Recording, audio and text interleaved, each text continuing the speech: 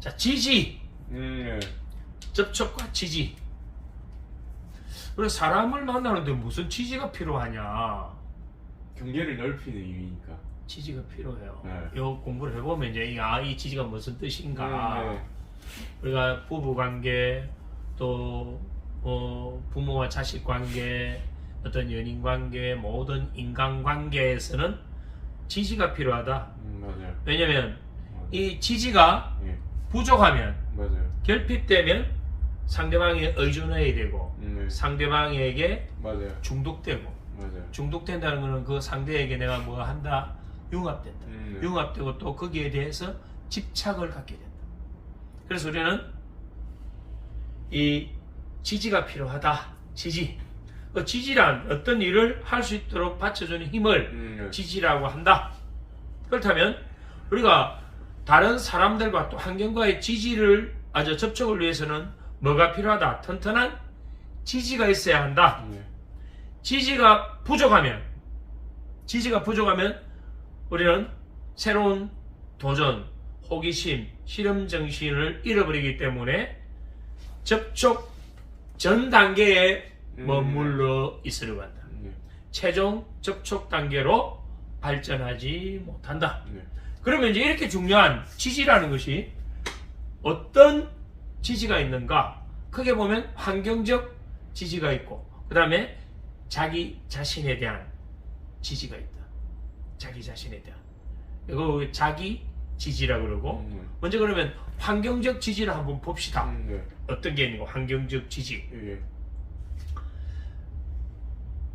나는 어떤 가정에서, 어떤 보살핌 속에서 어떤 사랑을 받고 가족과의 어떠한 유대를 갖고 있는가, 어떤 애착을 형성했는가, 그 우리는 가족의 지지라고 합니다.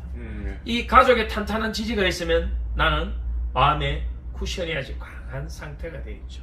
그렇다면 새로움에 대한 어떤 불안, 두려움보다는 새로움에 대한 호기심, 실험정신, 도전, 용기, 자신감을 갖게 되죠.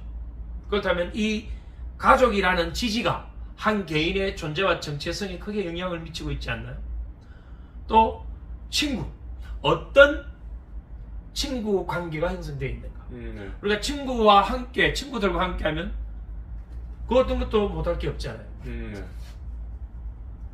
그래서 친구도 환경적 지지가 되는 것이고, 가족도 환경적 지지가 되는 것이고, 또 내가 어느 집단에, 어느 단체에 소속되어 있는가.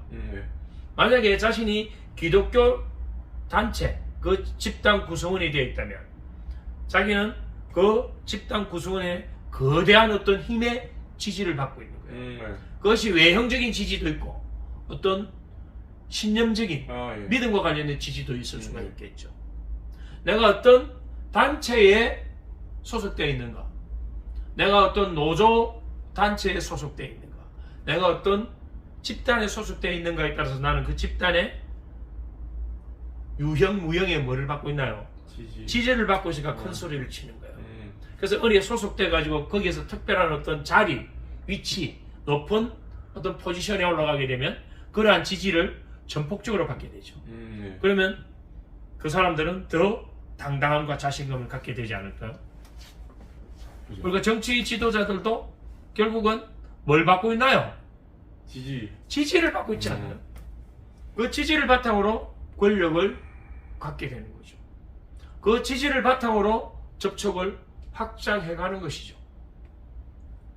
또 본인이 정부 기관에 소속되어 있는 공무원이라면 그 공무원으로서 자신은 국가 기관에 누릴 수 있는 모든 혜택을 누리고 지지를 다 받고 있다면, 그렇다면 당당할 수가 있죠.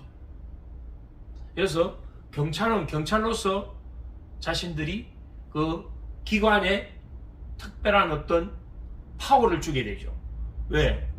국가의 질서와 국민들의 안전을 위해서 그 경찰들이 특별한 파워를 가져야 되죠. 그래야만이 범죄자들을 제어할 수 있으니까. 그러면 그 경찰로서 신분을 갖고 있는 공무원이라면 뭐를 받고 있나요? 지지를 받고 있다. 어떤 기관이나 어떤 단체든 본인은 거기에 속해 있다면 지지를 받고 있다면 그것이 가족이든 친구든 또는 어떤 집단이든 단체든 기관이든 간에 그러한 것을 우리는 어떤 지지라고 한다? 환경적 지지라고 한다. 우리가 리더십 유형으로 보면 리더십이 타고나는 것이다라고 하는 이론도 있고 아니다. 누구든지 그러한 환경에 노출되면 리더가 될 수 있다라고 하는 이론이 있어요. 그렇다면 이 환경적 지지를 받는 존재가 된다면 누구든지 뭐 될 수 있다? 리더가 될 수도 있다. 그럼 환경적 지지가 결국 한 인간의 삶의 성취 결과에도 영향을 미치지 않을까요? 왜? 이 환경적 지지가 접촉을 더 유연하게 해주고 접촉 경계를 확장시켜주기 때문에 그렇다. 접촉 경계가 확장된다는 것은 다른 말로 하면 더 좋은 기회, 더 많은 기회를 자신의 것으로 만들 수 있기 때문에 그렇죠. 그러면 이거에 비해서 환경적 지지 말고 자기 지지는 뭔가? 자기 스스로 해주는 거 아니에요? 그걸 할 수 있다고. 본인이 지금 양 다리가 없다면 어떻게 될까요? 병원에 누워 있거나 아니면 휠체어를 타거나 누군가의 도움을 받아야만이 활동할 수 있겠죠. 그러면 접촉이 좁혀지겠죠. 본인이 교통사고를 당해가지고 신체적인 어떤 움직일 수 없는 상태가 되어 있다면 접촉이 좁혀지겠죠. 그러면 내가 신체가 건강하다는 것은 뭘까요? 자기 지지다 이 말이에요. 이게 자기 지지는 신체적인 어떤 건강 상태, 그 다음에 자신이 어떠한 학습과 경험을 통해서 내 안에 어떠한 지적 능력을 갖추고 있는가, 어떠한 지혜를 가지고 있는가, 어떠한 통찰력을 갖고 있는가, 어떠한 달관 능력을 갖고 있는가, 이것이 나의 지지다 이 말이에요. 내 안에 든 게 많으면 나는 당당하거든. 내가 알고 있는 것이 많으면 여기에 대해서 자신감이 생긴다 이 말이에요. 자신감의 다른 말은 확실한 알미거든. 내가 알면 두려울 게 없죠. 그것도 나의 지지다.